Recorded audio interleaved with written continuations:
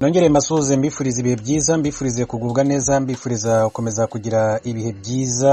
Hanyuma rero ari nako nkomeza kugenda mbashimira cyane kuko gukomeza kuba natwe muri gahunda z'amakuru ndetse n'ibiganiro bitandukanye dukomeza kugenda tubagezaho umunsi ku munsi, mu gitondo, saa sita ndetse na nimugoroba, n'amakuru atandukanye ibikomeza kuvugwa cyane cyane hano mu gihugu cy'u Rwanda ndetse n'ibiri kuvugwa mu karere ka Afurika y'Iburasirazuba, kari k'ibiyaga bigari.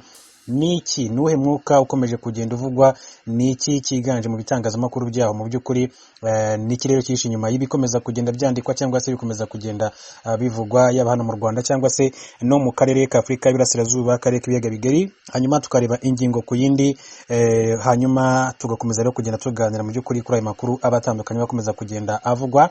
Nongere ngushimire cyane kandi nawe dukurikiye uri hanze y'igihugu cy'u Rwanda mu by'ukuri, kandi ukaba ufite amatsiko yo kumenya ngo niki kiba gikomeza kugenda kivugwa ku butaka wavukiyeho cyangwa se ubutaka ababyeyi bavukiyeho mu Rwanda. Reka rero ubu ngubu nkubwire yuko hari amakuru yakomeje kugenda hwihwiswa ku mbuga nkoranyambaga n'uwitwa David Bayrar ndetse na Risa Mongendu, bavuga ko igisirikare cya Leta Zunze Ubumwe za Amerika cyohereje indege za kajugujugu mu burasirazuba bwa Repubulika Iharanira Demokarasi ya Kongo.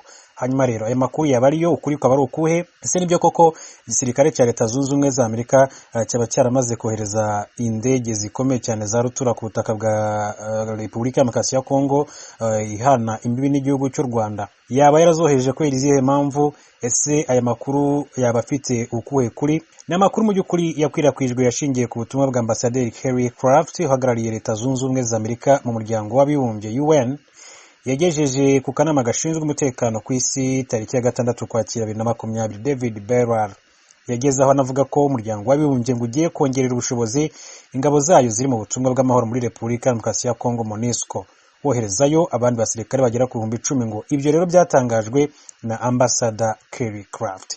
Hanyuma icyo nakubwira cyo nuko Repubulika ya Demokarasi ya Kongo kuva Perezida Felix Antoine Tshisekedi yagera ku butegetsi yamye avuga yuko azakora ibishoboka byose agatsinsura imitwe irwanya ubutegetsi bwa Kongo, ubutegetsi bw'u Rwanda, ubutegetsi bw'u Burundi n'ubutegetsi bwa Uganda. Yose yafashe ibirindiro muri iki gihugu gituranye cya Repubulika ya Demokarasi ya Kongo, cyane cyane mu burasirazuba bwaho mu mashyamba.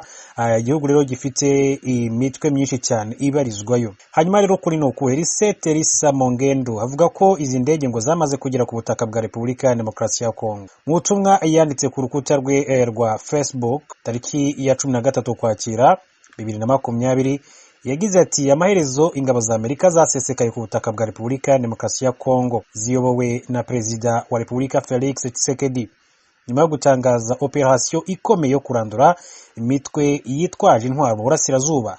Ingabo za Amerika zageze muri RDC kugira ngo zifashe FARDC kurwana uru rugamba, zigarure amahoro muri Repubulika ya Demokarasi ya Kongo mu buryo buhoraho.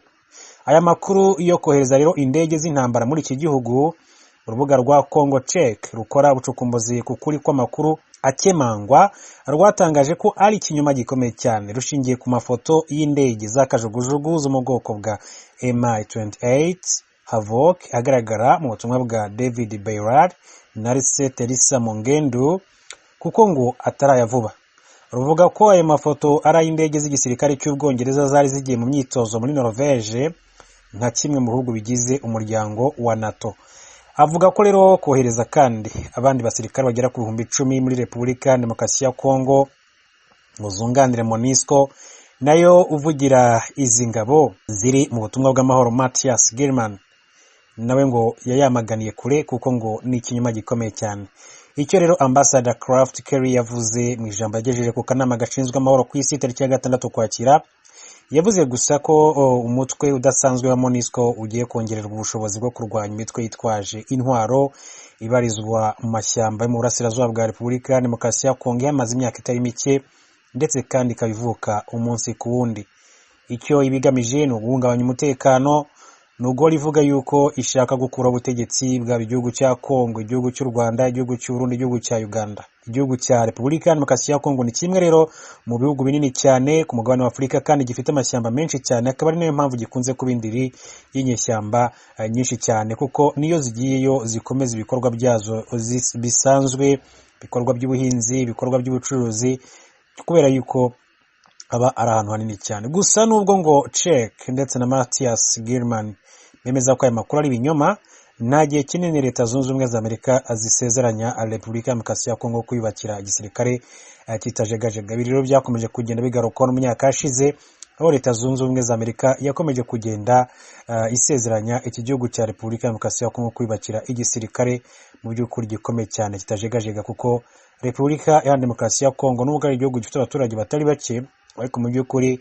byagiye bigaragaza icyuho cyane cyane mu gisirikare cy'iki gihugu. Ikindi nakubwira, muri Nyakanga 2020 ubwo Perezida Tshisekedi yirukanaga umugaba w'ingabo General John Numbi wari warafatiwe ibihano na Leta Zunze Ubumwe za Amerika muri 2016, umunyamabanga w'iki gihugu wungirije uhagarariye muri Afurika Tibonagi tariki ya 17 Nyakanga yatangaje ko yishimiye icyemezo cy'uyu mukuru w'igihugu amusezeranya gukomeza ubufatanye. Ni amagambo rero mu by'ukuri yagarutswe na Tibonagi ku itariki ya 17 Nyakanga ni umwaka wa 2017. Mu minsi rero yakurikiyeho Leta Zunze Ubumwe za Amerika zatangaje ko zizafasha RDC kubaka ibiro bya gisirikare bigezweho. Ikindi nakubwira ni uko umubano wa Leta Zunze Ubumwe za Amerika na Repubulika ya Demokarasi ya Kongo kandi wakomeje gushimangirwa ubwo umunyamabanga wa leta Mike Pompeo ku itariki ya 14 Ukwakira yashimiraga Perezida Felix Tshisekedi kuba yaratumije inama y'abakuru b'ibihugu byo mu karere yabaye tariki ya 7 yifashishijwe ikoranabuhanga. Kuba rero yaratumije iyi nama ngo bigaragaza ubushake bwe mu kugarura amahoro n'umutekano mu gihugu cye, ndetse no kwimakaza ubufatanye mu kugira ngo akarere gakomeze gatekane cyangwa se kabone amahoro arambye. Ngibyo rero nibigomeza kugenda bigarukwaho. Aya makuru rero yakwirakwije cyane cyane ku itariki ya 10 ndetse n'itariki ya 13 Ukwakira 2020 ko ngo haba hari indege cyangwa se igisirikare cya Leta Zunze Ubumwe za Amerika cyarohereje indege zikomeye cyane za kajugujugu mu burasirazuba bw'iki gihugu cya Repubulika ya Demokarasi ya Kongo.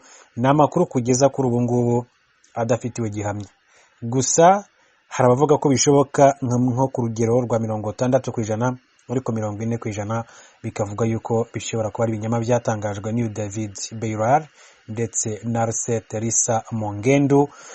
Bavugaga ko rero Leta Zunze Ubumwe za Amerika yaba yaratanze indege zikomeye cyane muri iki gihugu kugira ngo babashe guhashya cyangwa se kurwanya iriya mitwe twakomeje kuvuga hejuru cyane mu mashyamba yo muri Repubulika Iharanira Demokarasi ya Kongo.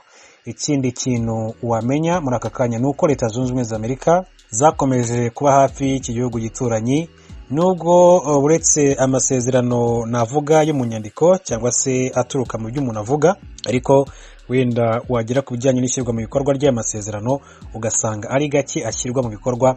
Ariko mu by'ukuri Leta Zunze Ubumwe za Amerika yamisezeranya iki gihugu gituranyi kugicungira umutekano cyangwa se kucyubakira igisirikare kitajegajega gikomeye cyane. Ni Repubulika Iharanira Demokarasi ya Kongo. Kandi indi ngingo namvugaho nuko mu bihe bishize iki gihugu biciye ku mukuru w'igihugu wacyo Perezida Felix Antoine Tshisekedi yatumije inama y'akarere k'ibiyaga bigari, harimo u Rwanda, igihugu cya Uganda, igihugu cy'u Burundi n'igihugu cya Angola cyari cyatumiyemo nk'umutumirwa. Ariko gusa icyo nakubwira cyo nuko igihugu cy'urundi kitigeze cyitabira ku mpamvu zitigeze zitangazwa n'ibiro by'umukuru w'igihugu. Bivuga ko ubwo inama yabaga uyu mukuru w'igihugu Perezida Evariste Ndayishimiye yari yibereye mu nama yindi y'abaminisitiri mu gihugu cy'u Burundi i Bujumbura.